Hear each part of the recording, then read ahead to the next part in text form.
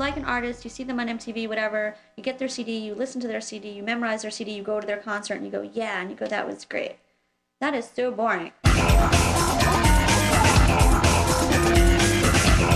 Go to an all-night event that is in a different location every time, that, you know, there are crazy lights and mass numbers of people and 2 turntables and a DJ, and everybody is a participant, and they all make up the energy that becomes the party. Thousands of kids come out, they dress a certain way, they take certain drugs, and they empower themselves in certain ways, and it's not about rock and roll.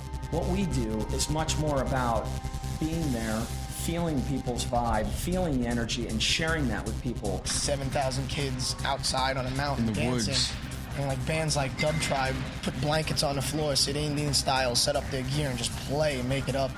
It's a feeling that I've never gotten going to any concert. It's like crazy intense, like explosive feeling that you can only get from this like combination of music and a dance floor. It's about dancing first and foremost, and it's about bringing people together, and it's about, you know, creating this instant feeling, this oblivion, this like particular one-night oblivion where nothing else outside that room matters. I went to this one club one night, NASA, and it was just a totally different sound. It was like everything that everybody was listening to, like all the drums were like in the treble range, was like chicka-chicka-cha, chicka-chicka-cha. And like the bass was like one sine wave, and it didn't break. The bass didn't go like boom, boom, boom. We're like ooh. It was like such a new sound that I was like, oh my God, this is it.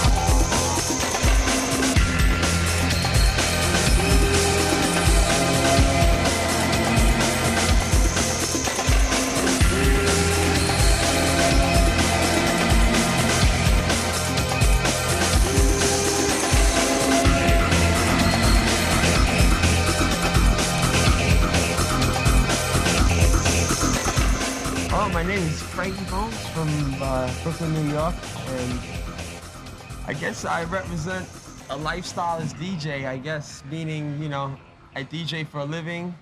The whole thing about the rave scene is that it's not about what I do, it's about the whole culture as a whole. So basically, I play my part in playing the records for the people. This is my life. I wake up in the morning, I eat, I sleep, I shit techno, house, the culture, whatever it is, but I never shut it off for 5 minutes, you know, it's always going on, and always looking to play new records. This is kind of raw, but when I first got out of school, I cleaned someone's teeth out of a urinal to get a DJ job in a club, because that's how you know, to get somewhere, I had to, you know, try to climb the ladder. I started writing songs, and I bought some drum machines, and from there, it was just, in a matter of 3 years, it all happened, you know. I was making records, and people in London that were doing these parties were playing my records, and somebody we put the phone number on the record. Somebody called up, you want to come to England? I was like, I'll go to England. You know, I didn't believe it.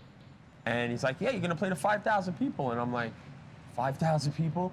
When we got to the site that night, it was about 2 months after that, there was cars for miles. I was like, 5,000? There's got to be like 10,000 people here. When I got up on the stage, there was 25,000 people, and the sun was first coming up, and that's when I went on. Just to have the control of 25,000 people at once on a sound system, it's just changed my life.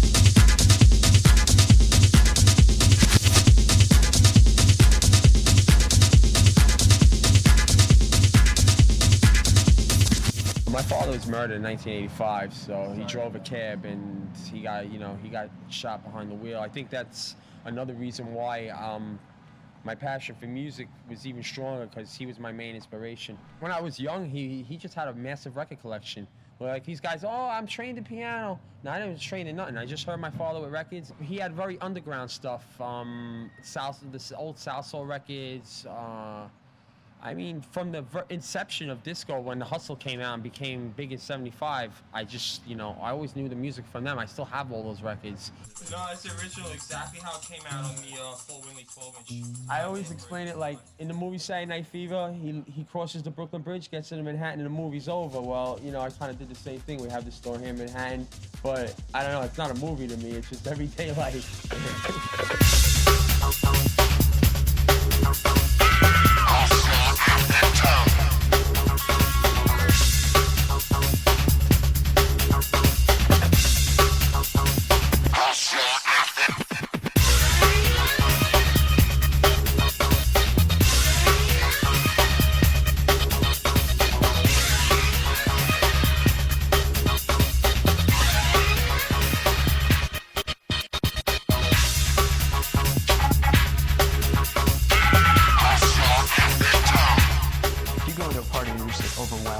then that's a good party.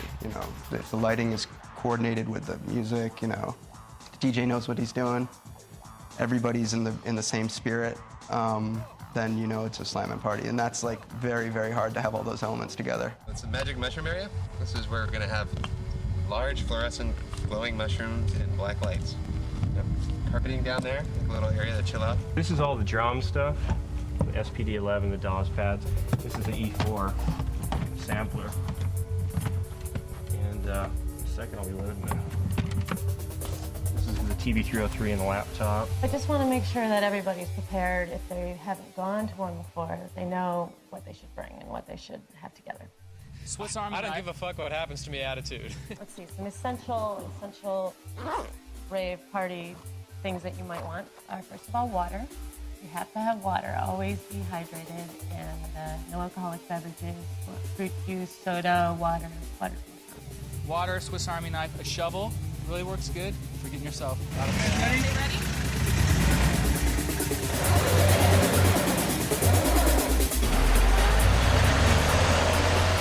You want to wear something that you don't need to hold on to, so you're free to dance. Backpacks work really well, convenient. Wear comfy clothes so that you can get dirty and feel comfortable to dance and sweat. These are love pops, and you want to bring enough to share with all your friends and for all the new people you're going to meet. One time we brought these flashing rings and everybody wore them so we could find each other in the dark. You're not going to want to leave without your sunglasses because in the morning when you come out it's going to be daylight and you're not going to look pretty.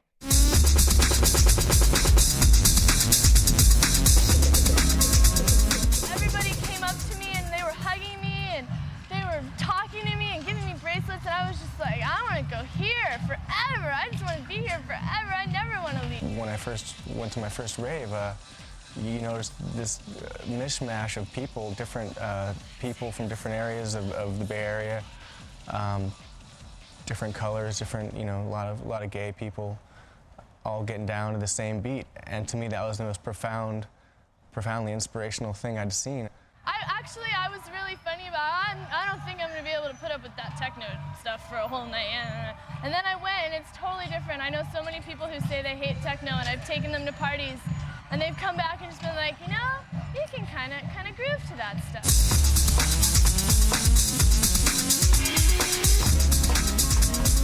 I thought, just who are these idiots? I just saw all these, douchebags wearing lycra sock caps and just goopy oversized pants. I was just like, this is disgusting. And then a year later, I heard Derek Carter on 3 turntables, and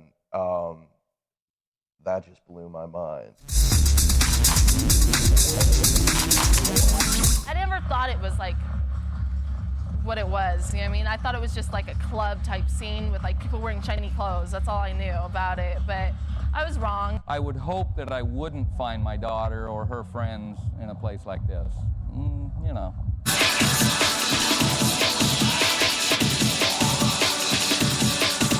I didn't know what to expect, but they were very well behaved.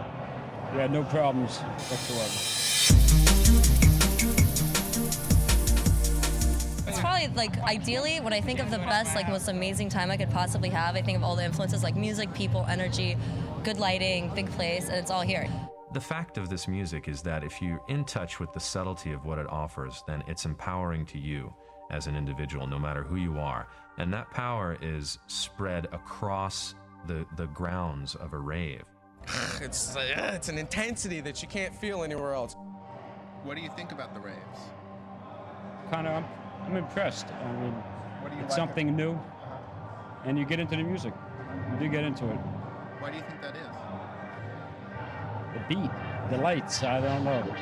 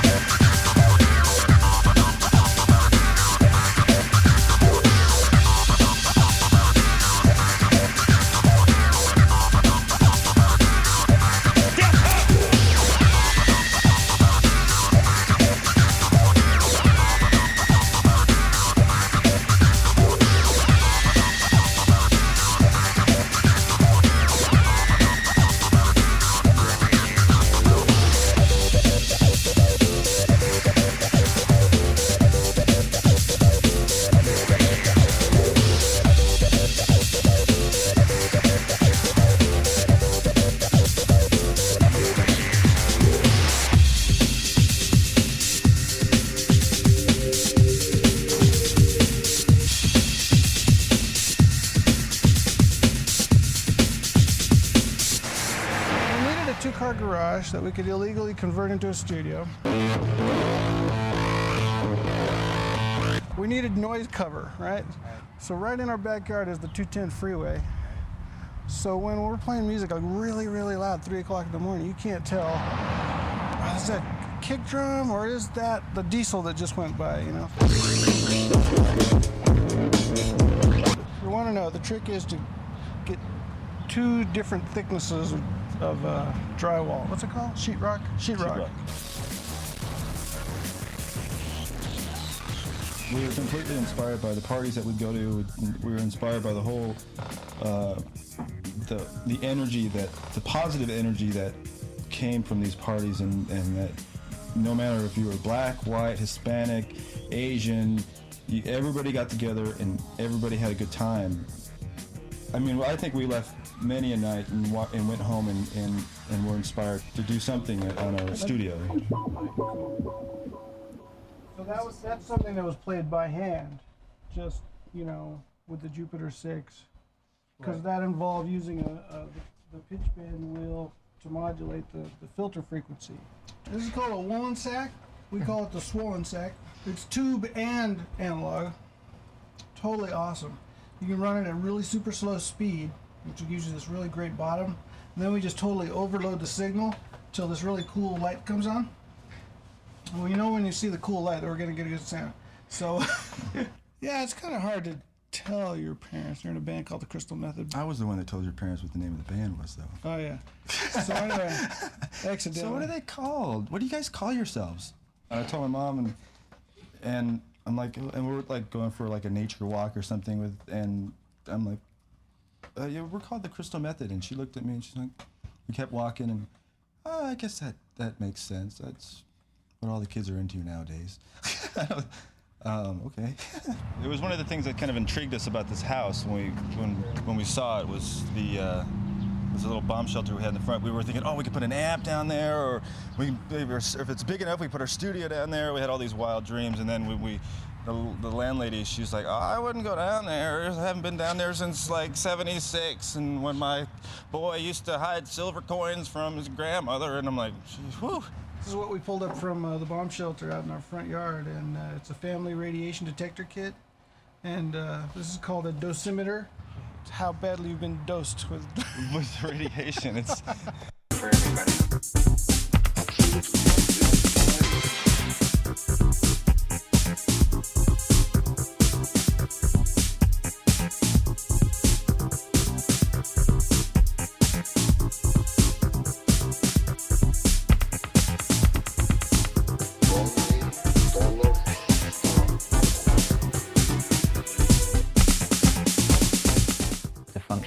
Was dance, and for me, my interpretation of acid house was to take that further and make it psychedelic and celebratory and positive beyond just music.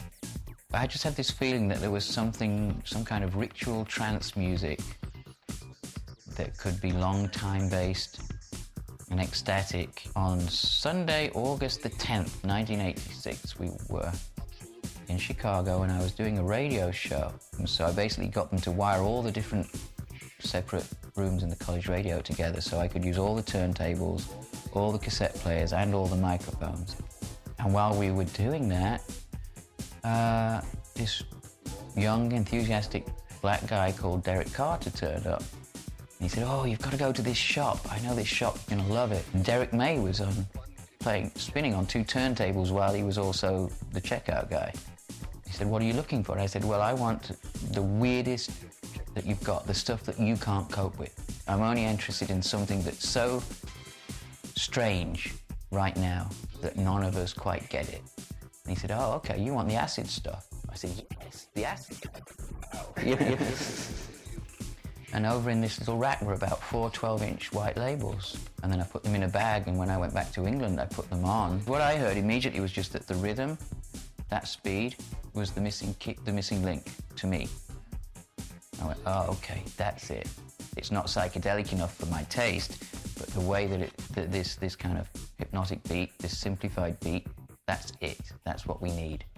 And that's the same speed as the trance music all over the world. It just all went together, whoomp, like that. We recorded Superman, Turn On, Tune Into the Acid House, which it turns out was the first 12-inch single to have the words Acid House on the label and be released as that, although the phrase was floating about already. It took off in the United States, and its notoriety in and of itself, of it being banned, and of it actually being about acid openly. When most people were going, "Oh, no, that's just a term," we were going, no, it is about acid and psychedelics. We are talking psychedelic experiences. You know, we're pro this. We're not trying to pretend it's something else.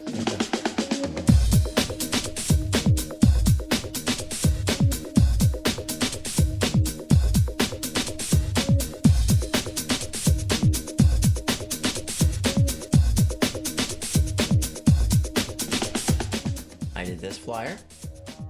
I did this flyer. I did this one. And then we have this original dope flavor.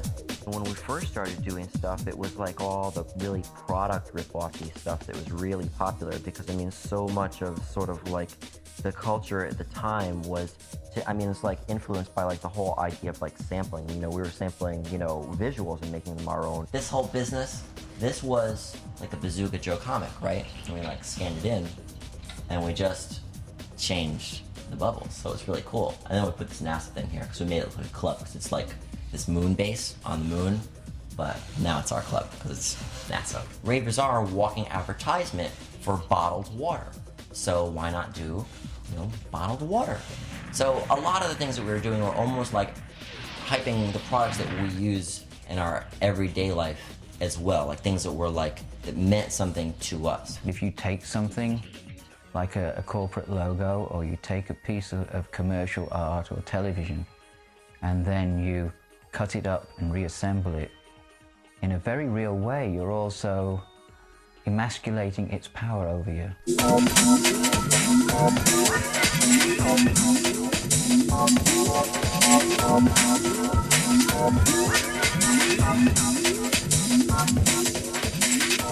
I've completely you know, gotten inspired from old video game packaging, just like the cheesiness of it or the pseudo high-techness of it, you know, of like old Atari games, like Missile Command, and the typefaces they use, and the ideas for the way that the interface of the game looks.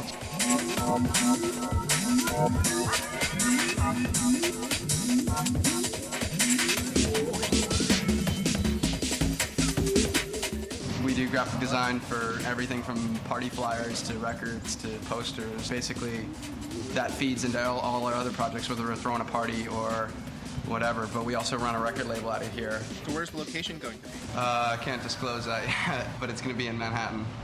We usually, every party we've thrown, we have never put the location on the flyer. Go to someplace and be a warehouse, you wouldn't hear anything and you wouldn't see anybody, and then you go through this fence and you meet some guy and you give him a couple $10 or whatever, and he tell you to go back here, and you go walking through this alley and you go through another alley, and then you hit this door and you go into the door and you go up the stairs. It wasn't just a mystery thing at first. It wasn't, letting people guess where it's going to be or whatnot. It was definitely to avoid any potential complications with the venue. A lot of times it got to be, unfortunately, about certain promoters wouldn't really know where it's going to be even until the night of. The rave scene, when we started throwing parties, the whole thing with rave was you broke into a warehouse, or you went and you took people and music to a place where it's never been. Like an abandoned warehouse that hasn't had life in it for 20 years, you put a sound system, you put people in there, not bringing it into clubs or glamorizing it as the new club craze. Because the rave scene, when we started throwing parties, and on the West Coast, East Coast, wherever it was anti-club. People would have to call up to the phone line, which would be just completely hyping up the event all the way until that Friday or Saturday night at a particular time.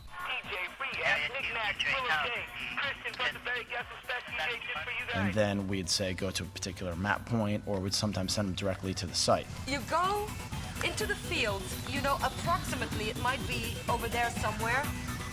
And us as a band even, we didn't know where to go, so we had to stop the van every 5 minutes, see if we could find any bass drums going on in the distance. And finally, we sort of found our way to the gig. The directions kind of led us astray, but, after about an hour later, we were here. Is this the road we came in on? Come on, dude, go, go, go, go, go, go, go. How long did it take you to get here? Like 12 hours. Farthest distance I've traveled is 7.5 hours. The longest I've ever traveled is like 10 hours. Anywhere from half an hour till 8 hours. I'm from West Palm Beach, Florida. Just came up yesterday, and I wanted to see what New Jersey was about. Just call around, figure out who's going where and who's doing what, and get in the back of somebody's, 71 Cutlass and go with them, and chip in $5 for the gas. It's not the destination, it's the journey. It just gives you an excuse to get in your car and drive 800 miles, that's all. See the world, see what's out there. Don't just sit at home and watch TV. Go someplace.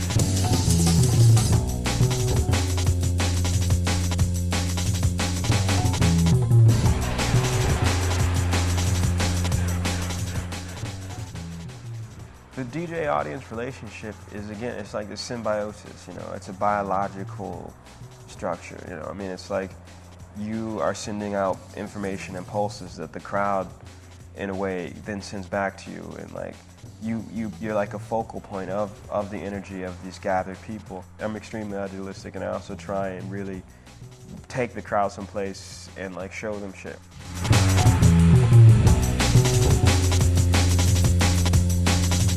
I love the idea of continuous sampling, like remixing everything as you go.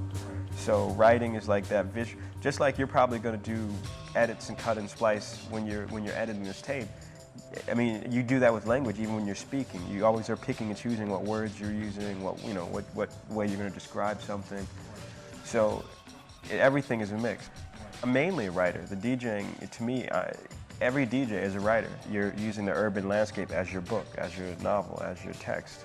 So everything is writing.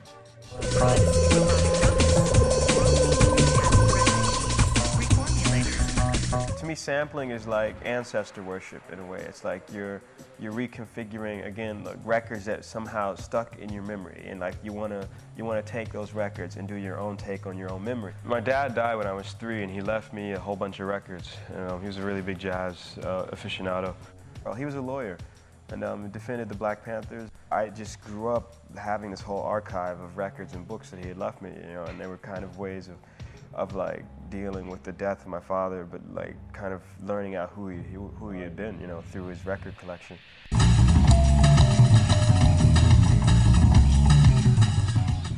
My degrees were in philosophy and French lit, but I kept seeing more and more with the music stuff that I was involved with that it was a lot more fun and actually a lot more engaging and dynamic than a lot of the philosophy stuff in a way, because you want to talk deconstruction, you want to talk whatever, that's in the mix at this point.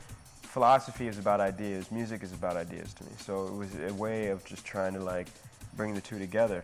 To me, the DJ, when you're spinning, it's like a stream of consciousness. Here we are in New York City where you can't be discreet. The music is blasting. You have hip-hop Jeeps going down the street with, booming bass. You got kids walking around wearing loud clothes even. You got boom, everything's loud, blaring crazy noise. New York ambient is like, British ambient goes to school and gets shot. Yeah.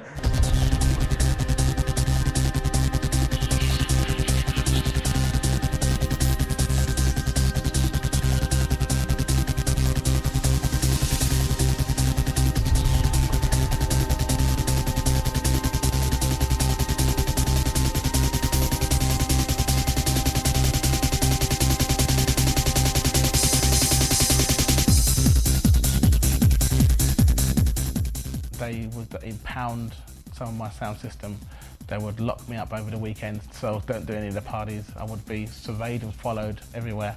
I would have county court injunctions against me not to go to specific areas.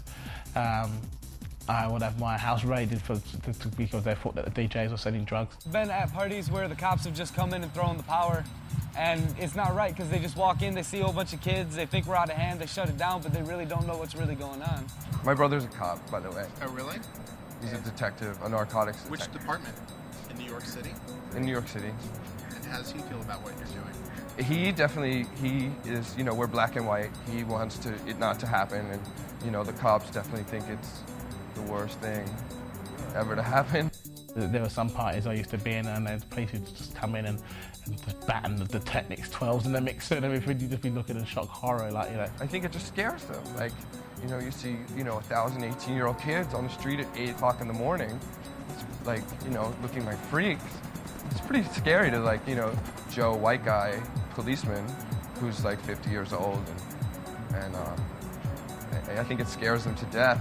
Because they know there's an inherent danger of people understanding and appreciating alternate ways of being, which is that they could turn around and laugh them out of existence. They tried to shut down the party at the Federal Building because they thought there was bombs in the bass bins. That the bass frightened them. They thought something was wrong with the sound system. So if you have people gathering for whatever reason in one place, in a semi-legal way, which means that they have a different bond and they've already chosen to step outside the rules of those in control, then you have at least a potential breeding ground for alternate ways of being and a refusal to accept that imposed from above.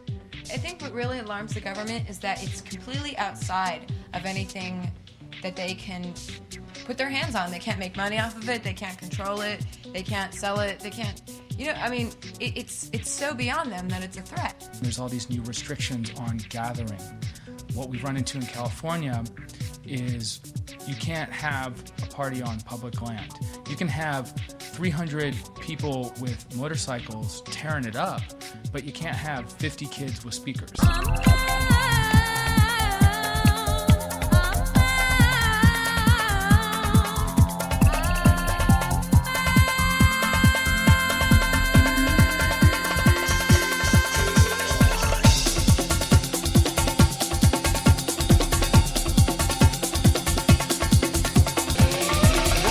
This one makes drum sounds. Okay, so the drums are going. This is my favorite thing. This is my TB303. It's sort of like my electric guitar. And it was originally designed to do bass line. So if you can believe it or not, this is supposed to be like a bass guitar here.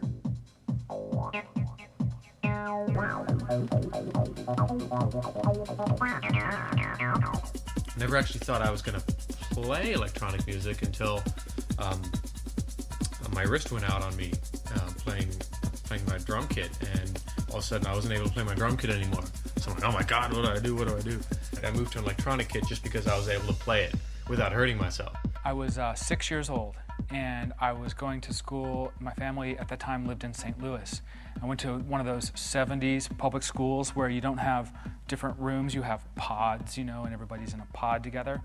And they had, this lady came to our class with a synthesizer, and she had this, I think it was blue, it was this Moog synthesizer, and it was built into a case. She comes in, puts this thing down on the table, and opens it up, and there's just knobs and sliders everywhere, and I think my jaw hit the ground. I was like, wow. And I was a little runt kid, and she picked me to come up and move the knobs. So I stood in front of the class, and I moved the synthesizer knobs, and I think it made like a bird sound or something, you know, just like these electronic chirping sounds, and I was just, oh, I thought that was so cool.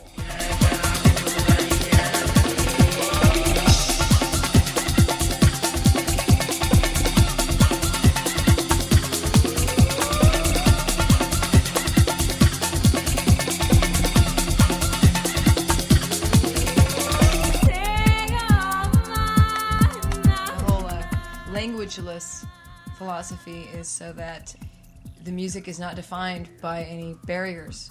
Language can create barriers. It creates what you are supposed to think about during the song is, ooh, baby, baby, I love you so, you know, or whatever.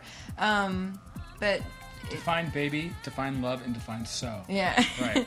I think there's a feeling of hope, perhaps, that trying to express, and maybe at its simplest.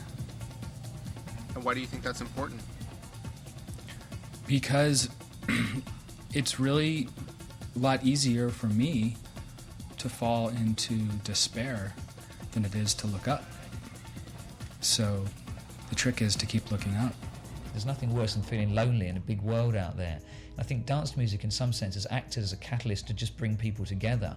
This counterculture operates in a way that is much closer towards how humans are supposed to be working with each other. There is an implicit politics to the rave scene that people are living their lives in ways which are basically unsatisfactory to them. They're not enjoying their lives, they're not having fun, they're feeling alienated from other people, they don't feel like they have a community. And that people go out to raves and they find, or better yet, are making some of the things that are missing in their lives, in their everyday lives. Which was always part of our take on it wasn't just the experience. The experience was a demonstration of an idea, and that the idea was a way of life, and that it shouldn't just stop on Saturday night. It should be a moment of commitment to forever changing yourself. It's like a fantasy land. It's like my escape from the real world. Like, the real world is rude and nobody wants to talk to you and everybody wants to take advantage of you, and you go to a rave and everybody just wants to be your friend. They're rebelling against being pissed off and rebelling against being surrounded by assholes, so they want to be not pissed off and they want to be nice. You're bonding with thousands of people that kind of share the same ideas that you do. It's a place where people all over the world can gather. There's a great vibe here. And unite as one. Here is a place that I can feel 100% comfortable and safe. It was like almost a feeling of going to a big family party, you know what I mean? Like you have big holiday parties or whatever, and everybody's just comfortable. It's like I didn't have to change to fit this certain way. This way sort of came to me and came around me. You're just like, God, I want to be a part of this group. They're so loving and happy. It's like a family. You can't help but fall into it. At one point, I felt like I was a raver, you know what I'm saying? I got all into the happy and love, you know? And then, I don't know, it just drove me crazy after a while. Why is that? Because, like, I don't know, you just can't love everybody.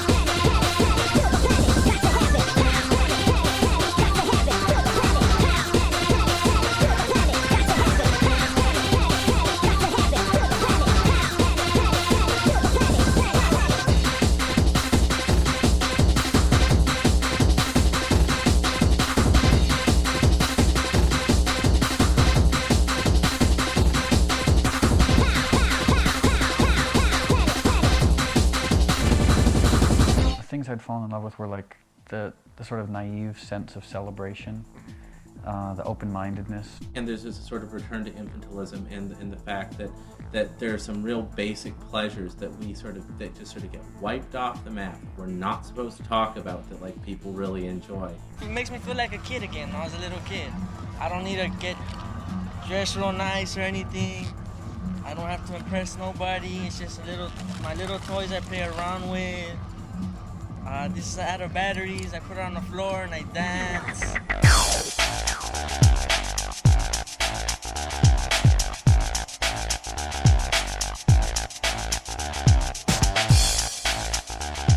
This is the paranoid traveling monkey, and I take him on the airplane with me all the time. So Why is that?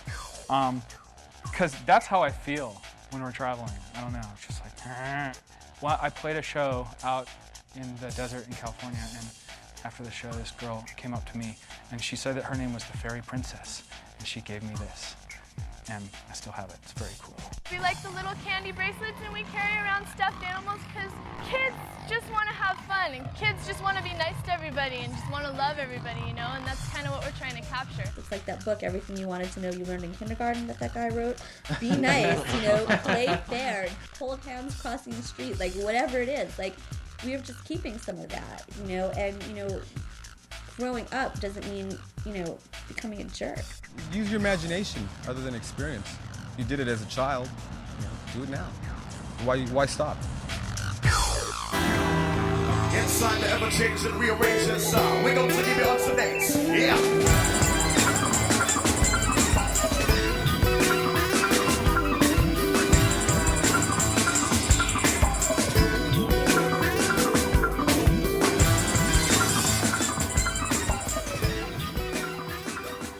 When I was in school, I never really had a focus point. It was more of I was being associated as a troublemaker because my energies were either being, you know, targeted as someone, you know, who was a nuisance. Do you know what I'm saying? Because I didn't want to read a book which told me about A, B, C, and D. But I got thrown out of school, and I stumbled into a building which I called the Basement Project. This place was like an environment which took people like myself and gave us the option. I didn't have money to be able to buy equipment. And they bought a drum machine, they put it in front of me and said, yeah, here you go. And that's when I decided to use the machine and to learn and educate myself about the language of, you know, making music through, you know, computers. Front row, can I say? Wait for the signal, wait for the signal, wait for the signal.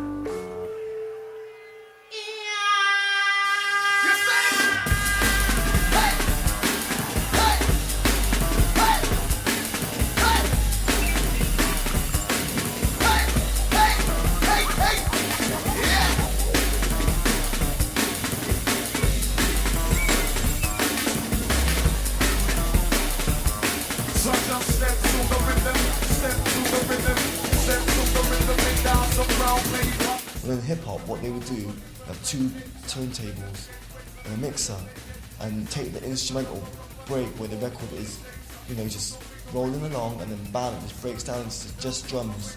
Then they would just take two of the same copies, and using the crossfader to extend the instrumental break, just by extending the drum section so the MC could rap on top of it. And that's what attracted me to live drums, was the break beat.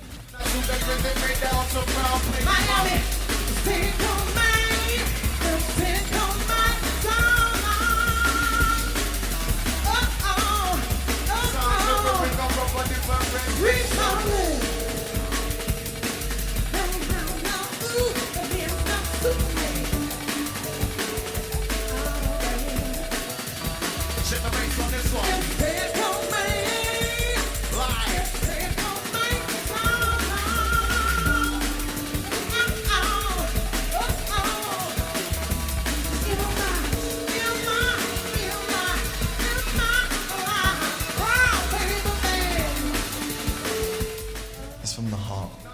We're not manufactured, that's all I can say. This is what being independent is all about. Yeah, we're your roadies. It's about heavy lifting. We're not a glamour boy band, Jesus fucking Christ! We lift our own stuff! It's like this, it's a whole do-it-yourself concept. It always was, it always will be. In terms of punk, it's just like anybody can pick up a guitar and play. Well, now anybody can pick up a sequencer and play. When digital technology became cheaper and accessible, it enabled all of us to be able to go out and for like not many pounds or dollars to be able to buy a tiny little studio setup and start recording yourself. And techno music, in a sense, when it really kicked off maybe 7 or 8 years ago, really empowered people again, empowered a lot of young kids to be able to put their own records out and ignore the major labels and think, we can press 2,000 white labels and sell them in a week. For the most part, I was making the music just for myself so I could have a tape of it just to listen to, and I happened to play it for somebody at a party that did the DIY thing with his little label in LA. And yeah, it's an amazing thing that you don't have to go through all the red tape, and you can just, print up some records and, shoot them out there and get them all over the world, basically. Setting up international licensing deals all over the world, and then set up distribution deals as well. I mean, all I wanted to do was put my music out, but I couldn't find anybody that could actually truly understand it. There's so many things you can do, and it's just being creative with whatever you can get your hands on. All you need at this point is a computer and some software, and you can make a record. I can make a track, stoned in my underwear on my, on my bedroom, and it could sound 10 times better than like fucking, $100,000 worth of like studio equipment and studio time and professional musicians can sound, because I can make a sampler sound that good too, and it's like, that scares people. The origins of punk, which I was fortunate enough to be hanging around as well, there was an enthusiasm for taking back the means of production. I think with techno, we're seizing the means of perception as well.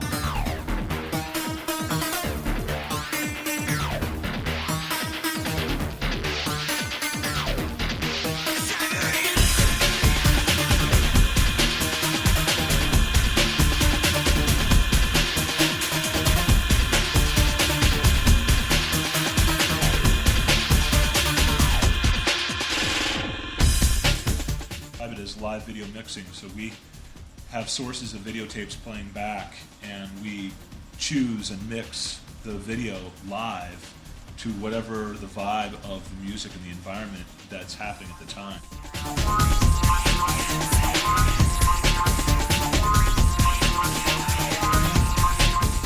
No, I only know one note. What note is that? G. We're just finishing a track for the new record. It sounds something like this.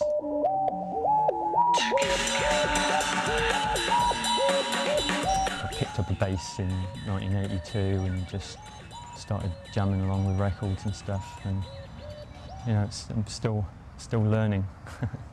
And there's another beat here.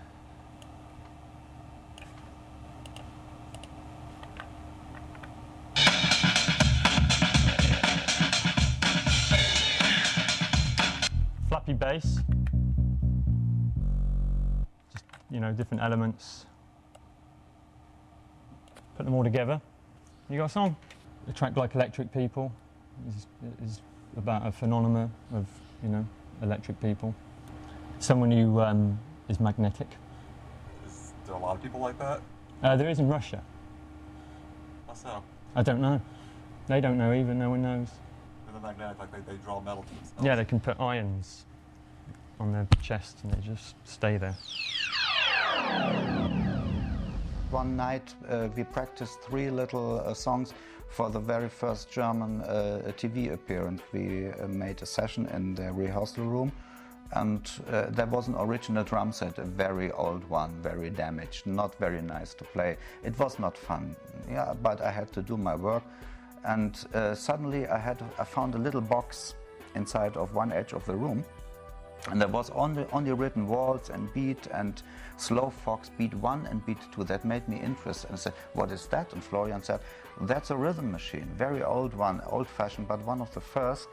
It runs automatically. You only can choose the volume and the tempo. And I said, please connect it to an amplifier, and it was boom, chak, boom, boom, chak, boom, boom, chak, only that inside, very little childish sounds. And I said, it would be nice to play them only one by one, not the automatically things. And so you can do that. On top of that, there are some buttons, you might boom, boing, Nothing else was inside. And I said, that's crazy. So I don't have to sweat anymore, you know, because drumming normally is a strong work. I was sitting there only on the little machine like boom, chak, boom, boom, pss, boom, chak, boom, boom, pss. I said, oh, crazy how it is. And can we make some effects on it? And we had a small echo tape, you know, Echolette, a German company. And suddenly it had a space. It made boom, boom, boom, boom, boom, cha, cha, cha, cha, cha, you know. I said, this is crazy, this is good, you know. Everyone was interested, and Ralph, or maybe Florian, said, can we use that instead of an original drum set? This is boring now, this is mid-age, throw it away. Within 3 days, I built with another friend of mine that very first drum pad on a wooden plate with, I think, 6 or 8 round-shaped metal plates connected by wires to small metal sticks to play it, standing up like very elegant, you know, without sweating.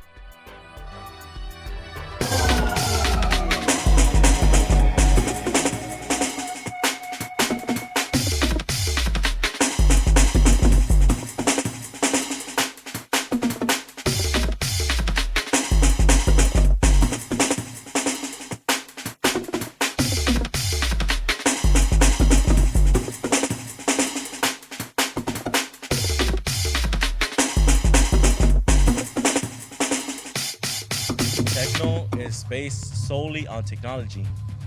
Technology is something that, I mean, you know, like the crazy Unabomber trying to get rid of technology? No way. Technology really helps. It doesn't define the scene, but it's the thing that's made it, that's helped it spread like wildfire. She's my best friend, and I met her through online. Fucking every one of my friends is a mad online kid. The Japanese people have made clever little machines that you all run around freaking out about. And also a few drugs help, and ecstasy came along with the sampler, and bang. With each new machine, we find a new random element to the machine. So, yeah, I mean, the machines change what we do, but also what we listen to. It could not physically be played, a lot of that material. You cannot physically play those kind of drum rolls, those sort of bass lines. Ding, ding, ding, ding, ding, ding, ding, ding, ding, ding. You know, so much more precise than a human could ever do it. That sounds cool. It doesn't sound like people. The advent of the sampler has made all things possible. And in a way, I think a lot of modern dance music is disappointing because all things are possible, and I don't think it's necessarily being used in that way. There's obviously a potential in samplers for cutting up reality and building a reality that never existed before. And it teaches you and encourages you to understand the malleability of reality. And for the first time ever, every single recorded sound or sound that can be generated is available to us, ultimately, to be utilized for something we can call music. I think what's happened now is that the turntable is like an instrument because of the lack of education, and we've actually gone backwards, devolution, like Mark Mothersbaugh believes. We've gone backwards, and now it's like, because we have no education, we're using simpler things to make instruments, like the turntable. It's actually a complicated thing, but it's an easy way to get your message out. I communicate best with my records and my tongue. It's quite hard. I mean, I'm a total technophobe. Like, you know, I can't even work an answer machine, so it's like it's quite hard being in the studio all the time. Okay, I'm Heather Hart, and I own Sonic Groove Records along with Frankie and Adam. And I'm a DJ, and I make music as well. Personally, like, I don't use any computers. The equipment that I use and that I collect is analog. It's very warm, it's very fat sounds, and you just can't get that out of the newer machines.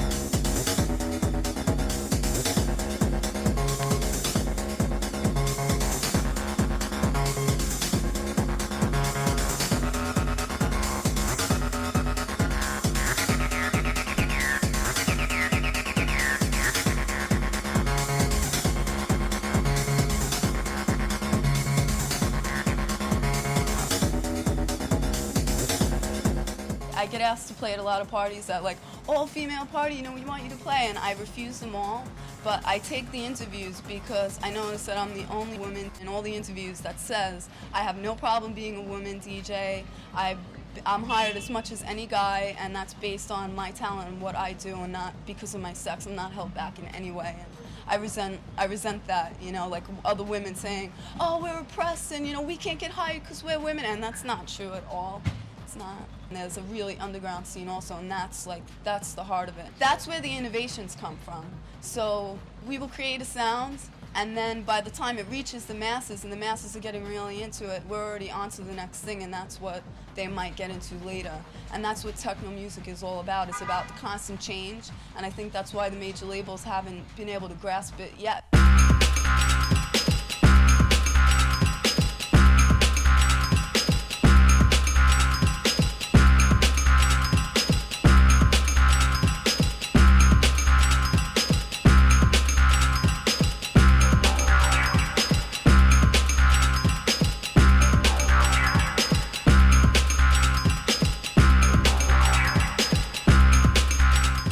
College for jazz guitar, hardcore focus, started 4 years, have a bachelor's degree in jazz guitar. After I got out of the school, something happened to me. I'm repulsed by acoustic instruments now. I really respect them, and I feel I can say that because I put in that time, and everything I know is derived from what I studied, but I feel that in order to go further with music, I gotta take what I've learned from the people before me and apply it to what's available to me now. And a piece of wood with strings on it, to me, is like washing your clothes in the brook. There's 12 chords. How many times are you gonna play them? If I know there's no end, uncharted, something different, anything can happen, anything can change, that excites me. You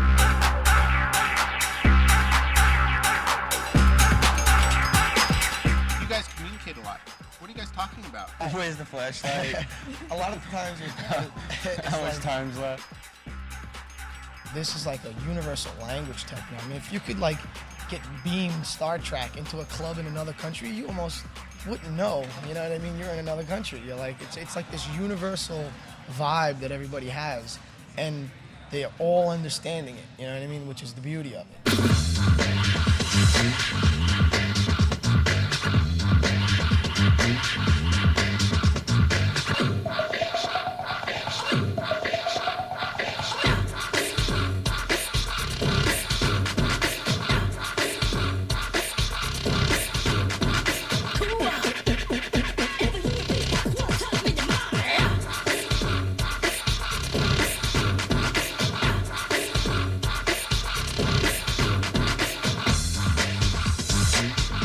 got a culture that's happening from South Korea to the middle to Lebanon to all over South America, and you have it's music for the masses. Rave culture is supposed to be the underground thing going on. Whilst, I mean, if you go to a real rave, there's 20,000 people there. You cannot possibly call that underground anymore. Berlin's Love Parade, when there's 1.5 million people, was an amazing sight to see.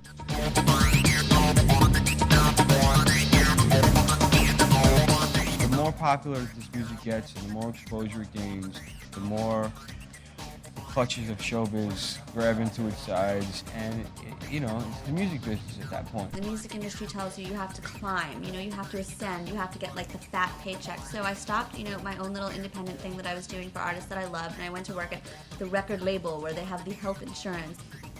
And the guy was like, well, we're primarily a metal and rock label, but we want to be doing some independent dance music stuff, and we're going to tie it in by saying, hardcore techno is extreme music just like metal is extreme music, and we don't really know anything about techno. I think you just need to do one song, baby, baby, baby. I don't mean maybe, just once, and that's it. And you're gonna go straight to the top.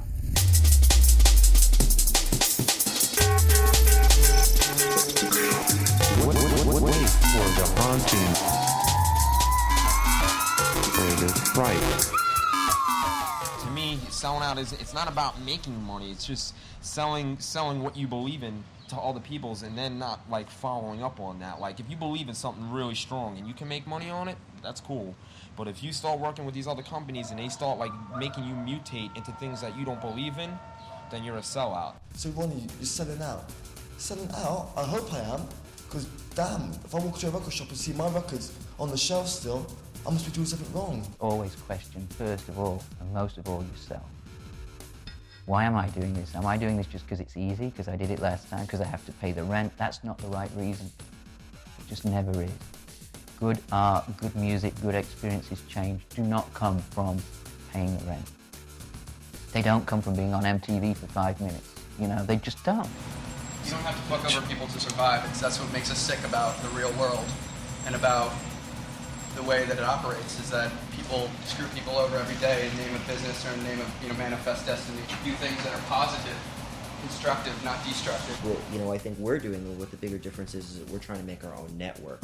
That isn't exactly working for a big company, doing such and such a thing, but we're working for each other. I could buy into the cash cow, go get a job at Virgin in like the dance music department, but I'd rather just, be happy doing what I'm doing, Right. And I feel like it'll come around. Are you able to make a living at it? Yeah. As far as I'm concerned, I've made it. I'm doing music, and I'm not holding out a day job. I've made it. I'm not out there trying to get the Mercedes-Benz or like the whatever. That's all luxury items on top. It's not the thing. And there's this constant and increasing pressure in this world to think that the apparently material side effects are the actual process, and they're not. To me, my idea is like MTV Unplugged. You unplug the TV from the wall, you put in your favorite mixtape, not my favorite, not Frankie Bones, it could be anybody. Put the mixtape in, put it on, and there you go. MTV Unplugged for 90 minutes. That's the show. You make it what you want to make it. Let me tell you all I want from you, Heidi. I don't want nothing else from you apart from this one thing I'm asking from you, okay? I'm asking just this one. My name is Robin Rambo, aka Scanner. I take a little sample the size of a videotape. I use a keyboard which you play with a pen and you draw the chords on and you draw the rhythms on and so on. I use a shortwave radio, I use a Discman, I use a DAT machine, I use the theremin, the scanner. Lots of really kind of very tiny things that fit in one silver case, and I can be like a travelling salesman, and travel from city to city and play. It's like improvising with another musician, essentially. The machine taps the airwaves, it essentially draws down these indiscriminate signals that float above us the whole time. And I never know what I'm going to catch. Instant, uncontrollable riots among young people on every planet. I mean, when I play live, it's always all the shortwave radio, all the scanned voices, the mobile conversations and so on. It's entirely live. It's a risk I take. I always vow never to put stuff on tape in those situations, because the work I do in some sense is a reflection of the environment I'm in, the kind of space I'm in. So if there are no voices, nothing's happening, there's nothing I can do about it. That's merely a reflection of where I am in this real time. So last night, lots of stuff happening in New York. And there's always stuff happening in New York. Can't argue with it. So maybe pick up a voice and somebody's shouting, which makes me play really aggressively. Or somebody's talking about something very dreamily and slowly, so I start playing very quiet music and so on.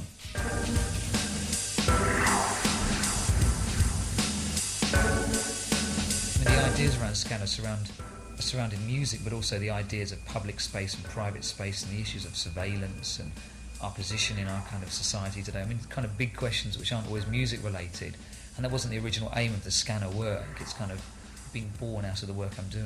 I think it's just important that in some sense electronic music and electronic artists act as some kind of catalyst for people just to open up their avenues of sound and see what else is out there, to open their eyes and open their ears a bit wider.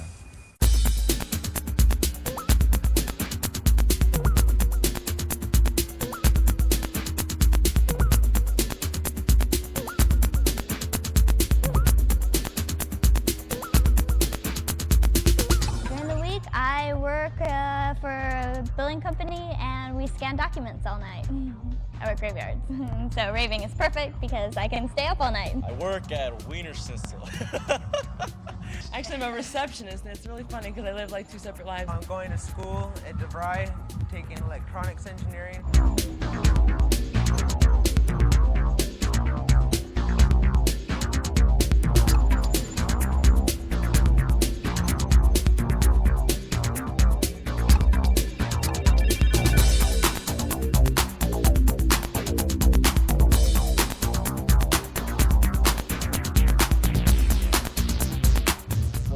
beautiful about the rave scene that girls do not feel like a meat market. You don't go up and say some cheesy line, hey baby, you know, what's your sign, or you know, some stupid thing like that. No, you know, you ask them honestly their name and you start talking to them. The first orgasm I experienced on the dance floor was to Josh Frank, because he is just like amazing with the turntables, amazing, and like the energy you feel, and it just got me there, man. I've had an orgasm on the dance floor, I will admit. My big thing tonight is if I can strip down butt naked and run around. Yeah? I really want to do that. Have you ever had sex to this kind of music? Yes, no. It's awesome. No, Yes. I can't say that, but It's awesome. It's good. What makes it so awesome? When you get into the groove and you start banging to the bass beats. You don't have to look cool, you know, I mean, nobody's ever talked shit and said, hey, look at that fucker trying to dance, he looks stupid.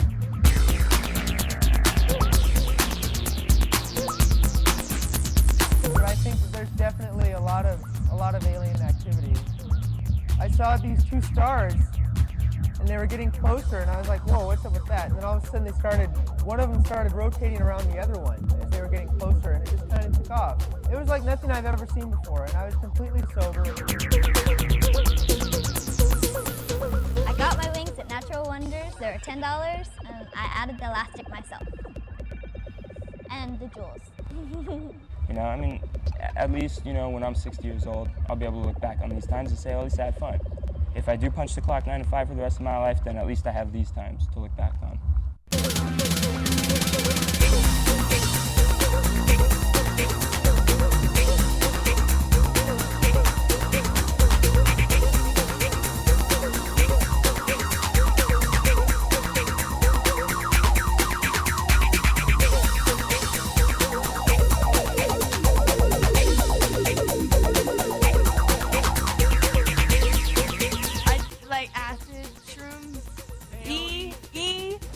The drug of choice if you're going to be raving. If you're going to be raving, you shouldn't be doing dust, you shouldn't be doing K. Tripping on E, listening to the music, feeling the vibes going through your body. You know what I'm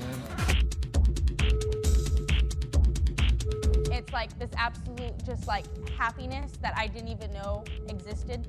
And it's like, I just feel this closeness with people that I didn't know you could feel. And it's like everyone's just like on the same like level almost. Like everyone's like thinking the same thing. Like you can look at somebody and you just like know. You like just look into their eyes and you just know they're thinking like the same thing. I think E is definitely the drug that facilitates people coming together and going, hey man, how's it going? You know, you feeling good? You know, and that breaks down. It really does break down inhibition. Let's go back to, you know, indigenous cultures, to the ancient civilizations. You know, shamanistically. You know, it was part of the ritual you would take. You know, there were certain drugs that would open up certain levels of consciousness. So when you surrendered yourself into the dance, into the ritual, into the collective organism, you have this, you open yourself up. It's just key. You should do it too. You should do it. Everything you want. Whether it's all about drugs or not, it is a safe place to use them. And that's why I have fun. I come here and I get fucked up. I mean, I can't, you know, it's no fun doing that at home. They've got all the stimulation, the lasers, the video, the sound. It's if you're gonna do that shit, this is the best place to do it. We took a small sampling of hallucinogenic drugs just to see if they'd work. Are they? Not really, no. I don't do drugs. I don't do drugs, and just, you know, standing next to the speakers, feeling the vibe, and all that sense of vibration, you know, it gives you like this natural high. The music, the trance, non-stop gives you this natural high, and you know, nothing could beat that. I had two cousins that were ravers. One died of an overdose. Coming home from a rave, he went to his room, fell asleep, never woke up. I've seen kids drop dead in front of me, you know, and it's not a pretty thing. It's not a pretty thing to see somebody flopping around like a fish dying in front of you. Don't mix drugs. Not good. It's called polydrug use, and they don't settle for one drug. They take uppers and downers and a combination. It really wreaks havoc with your body. The nervous system is given two contrary signals, and there are several people a week now being taken into mental hospitals with absolute nervous collapse because they mix speed, cocaine, and ketamine. one of the kids who died and was brought back to life in GHB, drank 12 beers, popped a handful of Dexatrim.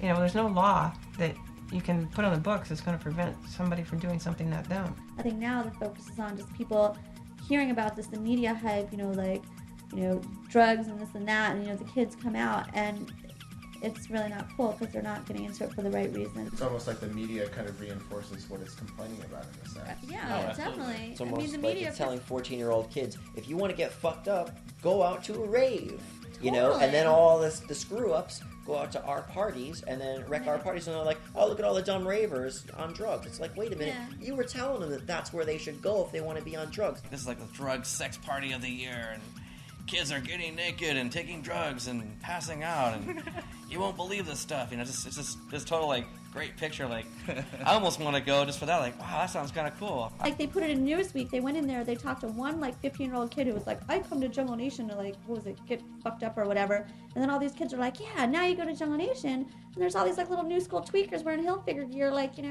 doing crystal, and you're just like, where did these kids come from? Well, gee, their parents read about it in Newsweek and said to them, you're not going to these parties, are you? Well, they are now. People do drugs everywhere, and there's just as much a percentage of people doing drugs at a rock concert or a football game or an opera or wherever there are people do drugs, and if they want to do drugs, they're going to do them whether there's a warehouse party or not. Don't just get hooked on the key, it's just, once the door is open, you can get there, you can cross the bridge, by yourself. Doing that stuff every week, I don't think you're going to get the experience that you get out of it if you just did it once in a while. It's such a profound experience when you do it once in a while. It used to be just an E-based thing, and then people realised, oh, actually, if you just dance your socks off without the E, you still get that spiritual stuff, provided you let go. The music is definitely the key, I mean, my heart is into the music. I'm here for the music. I'm not here for the drugs. I'm just here to listen to the music because the music is my drug, I'm sort of I sound kind of dull in a way, but I'm interested. I'm somebody who doesn't smoke. I don't drink. I've never drunk alcohol. I've never drunk tea or coffee in my life. It's hard to stay awake. I'm really tired right now, but it's better than being cracked out on drugs.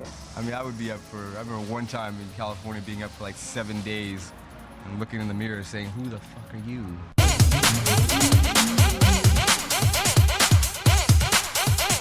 We're both from New York. He used to eat all my drugs. The dog? Yeah, we were both, if the dog was skinny and I was skinny, we were on drugs.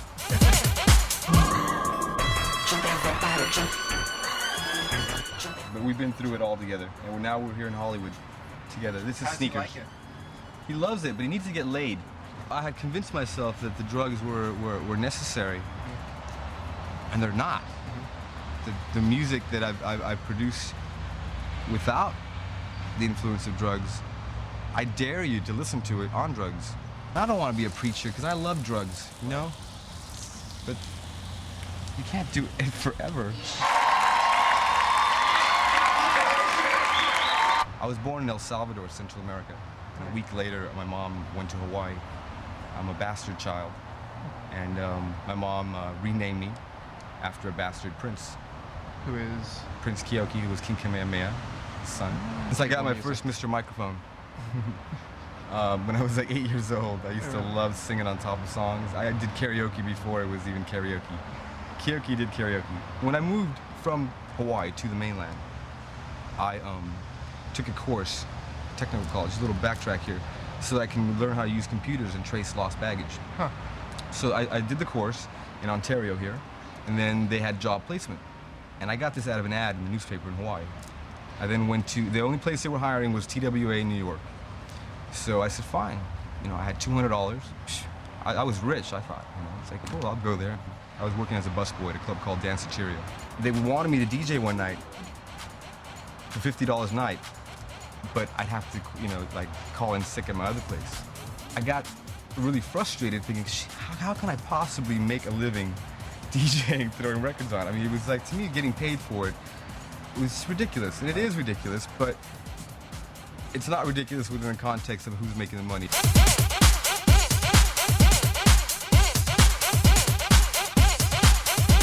What's really interesting is the first single I put out for Moonshine was called Caterpillar, and I called it Caterpillar because everywhere I went in the world, I'd be in Iceland, I'd be in Tokyo, I'd be in Singapore, I'd be in Australia. These kids would be doing this little dance, tripping out with the little, and I was like, whoa, you all look like little caterpillars. And it dawned on me that the whole world is doing this, and it wasn't like the twist or the hustle where you learned it. It was instinctual. I'm not really quite sure how flowers grow. Right. I used to just go down to the deli and buy them. Now I can grow them myself. I mean, the hippies talked about it for ages. The dawning of the age of Aquarius. It's here, it's coming, 2 years, what, now? It's here, you know?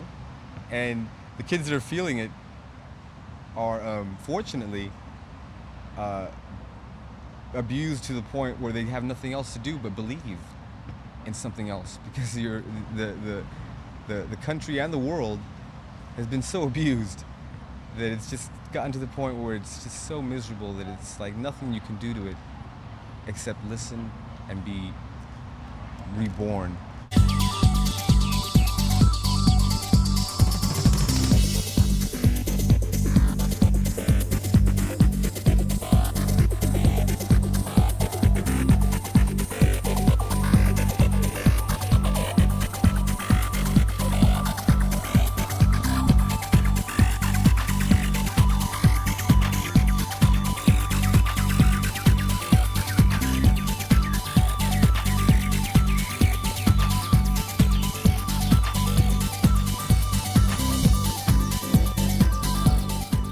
Hey, my name's BT, and I make organic electronic music is how I like to describe it. My whole kind of trip is like just about everything that I do on my records is generated by something organic, whether it's my hands, somebody else's hands, a mouth, or, you know, the cicadas in the woods, whatever it is. You know what I mean? That it's generated by something natural. I have a headset that's a dual hemisphere electroencephalograph made by a company called IBVA, and what it is it's a dual electrode brain scan machine. It reads your brainwave activity. So I'll wear this while I'm working on music a lot of time and scan my own brain states and see what the kind of states that it puts you in when you're making music. And I actually have been experimenting with using it as a MIDI controller because all of the parameters in it you're able to output as continuous controller messages in real time.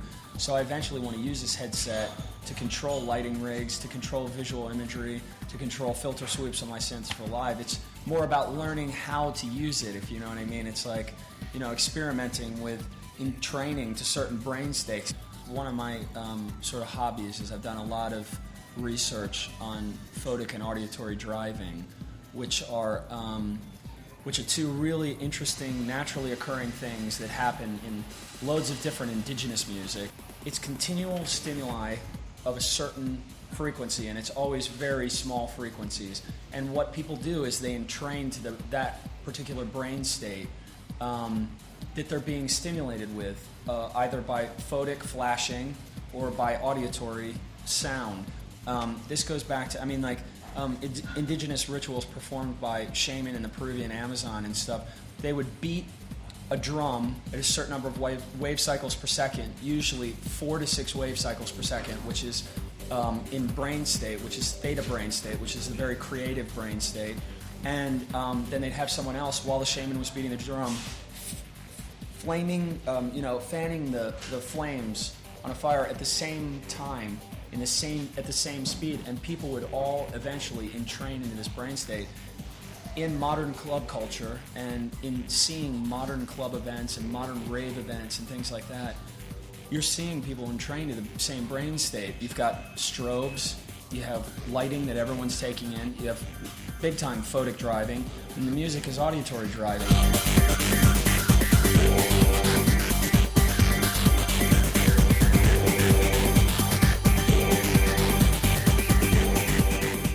That's why people get so excited at a rock concert and tear up the seats. It's nothing to do with the fact they like Elvis.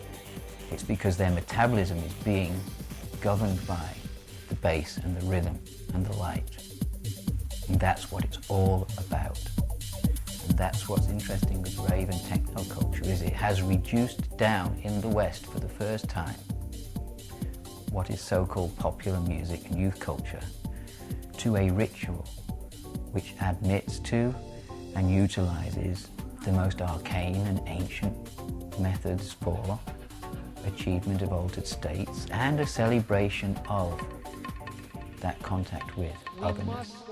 Standing in the middle of a dance floor, even if you're if you're on something or if you're not on something. I've had moments where I've just been overwhelmed. Like, you know that chill feeling you get, like the kind of like, you know, the overwhelmed sensation that something wonderful is going on. There is something there, there's an energy, a vibe that just draws you to it, and it's like a love. It's just pure, it's love, you know? And it's a good feeling. It definitely gets your soul to a level that you can't reach just by, you know, being normal or being a regular person every day. After you're dancing for like 10 hours straight, you kind of tend to like transcend your normal capabilities. When we talk about these altered states of consciousness, we're really talking about changing the way that we perceive time. You're listening to these drums, it's really loud, your whole body's vibrating, and pretty soon you lose track of time, and your rhythm sort of starts to sync up with the rhythm of the drums, and when you're with a group of people and everybody syncs up, then you can connect with everybody on a higher level.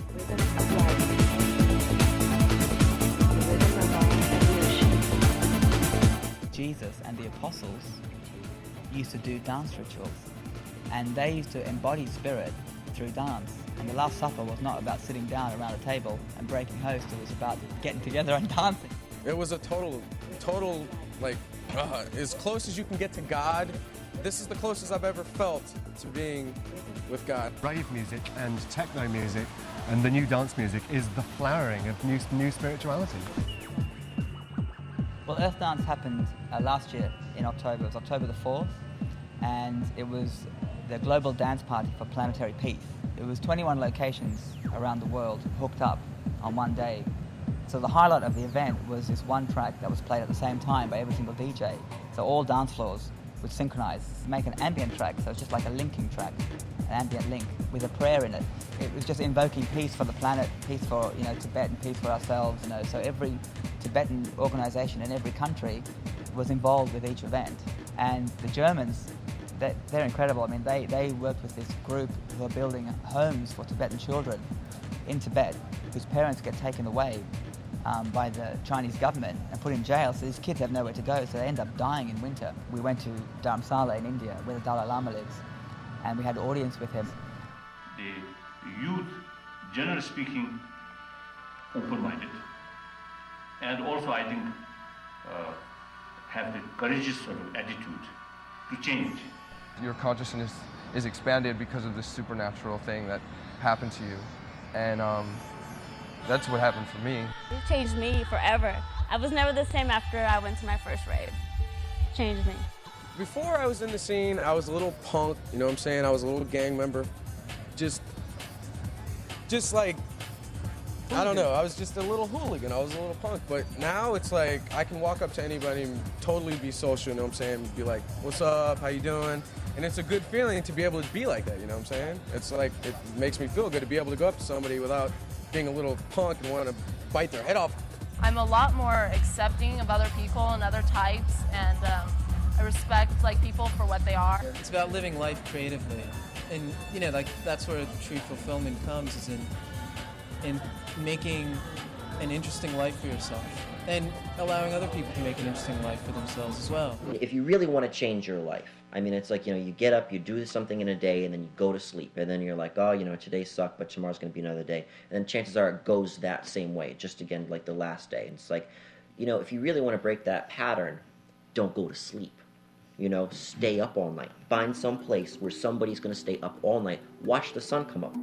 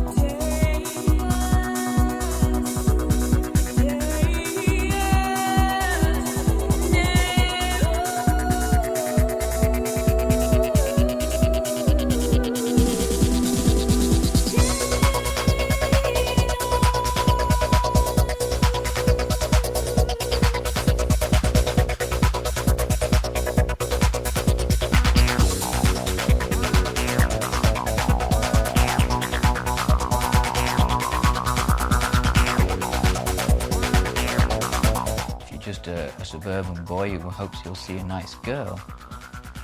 And that's all he ever is consciously aware of. He is still touching the divine. And the resonance and the reverberation of that and what it might illuminate, we don't really know yet. You can't put onto a CD bass bins rumbling through your guts at 5 in the morning. I mean, you can't bottle the feeling of just total euphoria. Like when a DJ just brings you like to this level where you're just like totally out of your head. You should let go of all your inhibitions and dance your fucking socks off. Because that letting go process will open you up.